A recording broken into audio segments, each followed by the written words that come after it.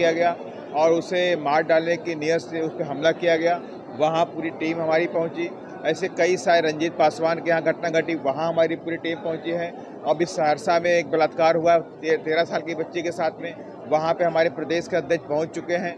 और इसी तरह आपने देखा औरंगाबाद में जैसे कोवन पासवान की हत्या हुई थी होली के दिन, वहाँ पर भी बहुजन समाज पार्टी की पूरी टीम पहुँची थी। इस तरह के तमाम बिंदुओं पर बीएसपी काम कर रही है।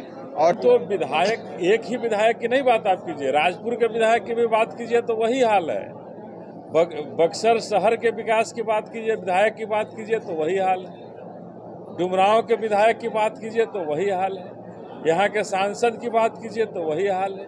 तो ये सब लोग जनता के गाढ़ी कमाई को केवल लूटने का काम किए हैं। मद्देनजर रखते हुए बक्सर जिले के अंदर समीक्षा बैठक करने के लिए आई है और जिसमें मैंने अभी पूरी टीम के साथ में राजपुर के इटाड़ी में बीएसपी की एक समीक्षा बैठक हो चुकी है संगठन को लेकर के, और दूसरा जो समीक्षा बैठक संगठन को लेकर के अभी आपके बीच में बक्सर में हो रही है। और चूँकि बहुजन समाज पार्टी पूरी ताकत के साथ में बिहार में चुनाव लड़ने जा रही है और काफ़ी दिनों से बीएसपी पूरे प्रदेश के अंदर संगठन को अपने दुरुस्त कर रही है और इसी क्रम में आज इधर भी आना हुआ है। और 100% बीएसपी आने वाले चुनाव में बिहार में एक बड़ी ताकत बन के आ रही है और ये बात आज आम चर्चा का विषय बन चुकी है कि आज बीएसपी हर जगह पे जहाँ भी जुल्म, जाति, अत्याचार हो रहा है उन सब जगहों पर पहुँच रही है। बीएसपी के कार्यकर्ता उन पीड़ित लोगों को न्याय दिलाने का भी काम कर रहे हैं। इसी क्रम में अभी हम लोग मैं खुद भी अनिल जी के साथ में दरभंगा गया, जहाँ पे एक बच्ची के साथ बलात्कार किया गया और उसे मार डालने की नीयत से उस पर हमला किया गया। वहाँ पूरी टीम हमारी पहुँची। ऐसे कई सारे रंजीत पासवान के यहाँ घटना घटी, वहाँ हमारी पूरी टीम पहुँची है। अब इस सहरसा में एक बलात्कार हुआ 13 साल की बच्ची के साथ में, वहाँ पे हमारे प्रदेश के अध्यक्ष पहुँच चुके हैं। और इसी तरह आपने देखा औरंगाबाद में जैसे कोवन पासवान की हत्या हुई थी होली के दिन, वहाँ पर भी बहुजन समाज पार्टी की पूरी टीम पहुँची थी। इस तरह के तमाम बिंदुओं पर बीएसपी काम कर रही है और तमाम जन समस्याओं को लेकर भी हम आंदोलन कर रहे हैं कि प्रदेश के अंदर जो SC, ST, OBC और गरीब समाज के ऊपर जो अत्याचार जुल्म जाति हो रहा है उसको रोकने के लिए हम लोग जन आक्रोश सभा भी करने जा रहे हैं अभी आगामी दिनों के अंदर। और हमारा सीधा संदेश है यहाँ के राज्यपाल जी को कि यहाँ जंगल राज कायम है, गुंडा राज कायम है, पूरी तरह से त्राही मची पड़ी है, कोई किसी सुनने वाला नहीं है। गरीबों के साथ आए दिन जुल्म जाति हो रही है, उनकी कोई बात नहीं ली जा रही है, सुनी नहीं जा रही है। इवन थाने में, अस्पताल में कहीं कोई उनको देखरेख करने वाला नहीं है। इन तमाम बिंदुओं को लेकर के बहुजन समाज पार्टी इस बार आर पार की लड़ाई बिहार में लड़ेगी। एक तरफ में लगातार जो गरीब और शोषित लोग हैं अतिक्रमण के नाम पे उनको हटाया जा रहा है, अब भाजपा उनके साथ खड़ी दिख नहीं रही है, क्या देखो बीएसपी हर पीड़ित और शोषित व्यक्ति के साथ में खड़ी है।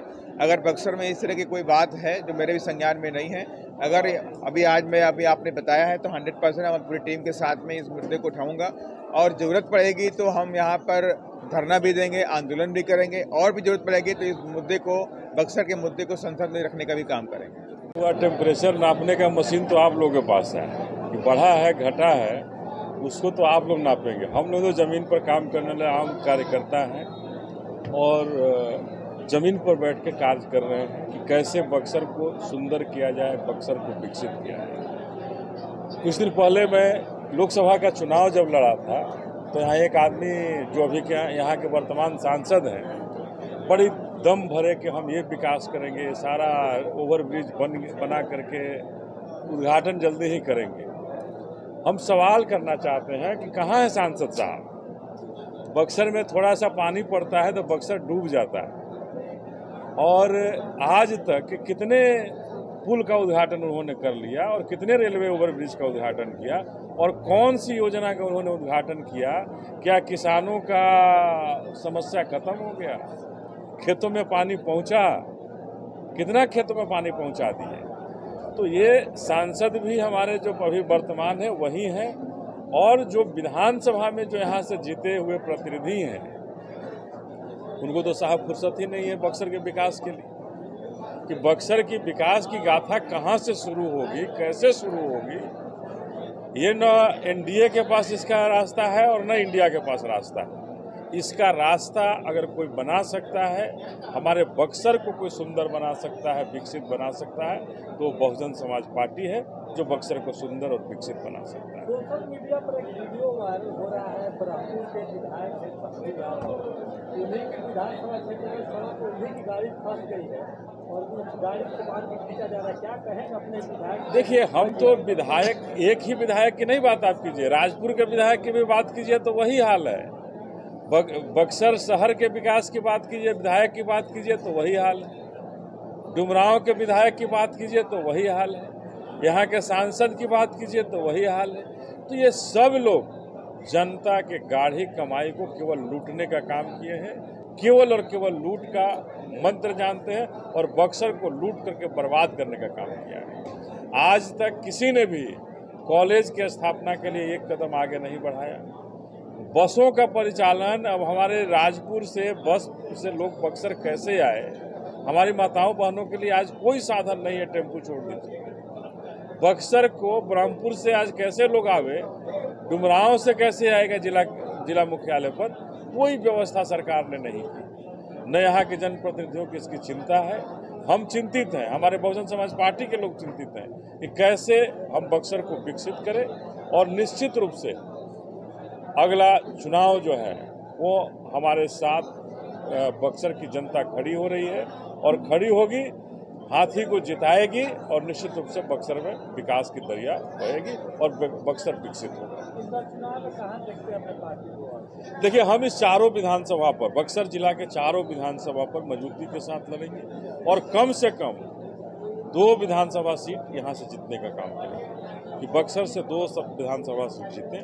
और अभी हमारे माननीय सांसद साहब ने जो कहा कि दलितों पर जुल्म, ज्यादती, अत्याचार जो बढ़ रहा है, अभी बक्सर में भी अतिक्रमण हटाने के नाम पर ये छोटका नुआव में दर्जनों मकान गिराए जा रहे हैं। हम लोग अभी यहाँ से निकल के जाएंगे वहाँ, और इस तरह का तालिबानी आदेश जो सरकार जारी करती है, जो सरकारी आदेश नहीं, मनुवादी सामंतवादियों का जो ताकत है उनकी वजह से जारी होता है, उनको रोकने का काम बहुजन समाज पार्टी करेगी। कि नीतीश कुमार जी, आपने 3 डिसमिल जमीन देने का वादा किया, 20 साल आप शासन किए और आज भी हमारे लोग भूमिहीन हैं। क्यों नहीं उन्हें जमीन मिल पाया? क्यों नहीं उनको जमीन पर कब्जा मिल पाया? आज हम इसके पुरजोर इस तरह के अतिक्रमण का विरोध करेंगे और कहीं भी सरकारी जमीन है वहाँ लोगों की बसने की आज़ादी है और जिनके पास जमीन नहीं है वो बसेंगे। सरकार के बस की बात नहीं है। हमने कहा है कि बहुजन समाज पार्टी की सरकार बनेगी।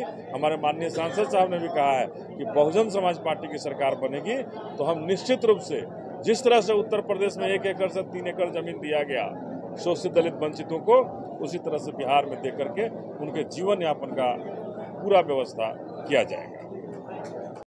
राम कुमार मायावती जी जिंदाबाद, राम कुमार मायावती जी जिंदाबाद।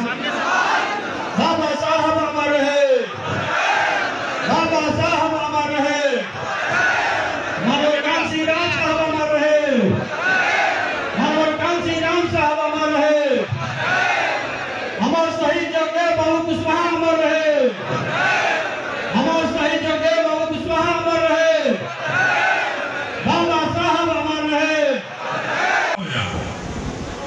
एकरा से भेंट होखेला।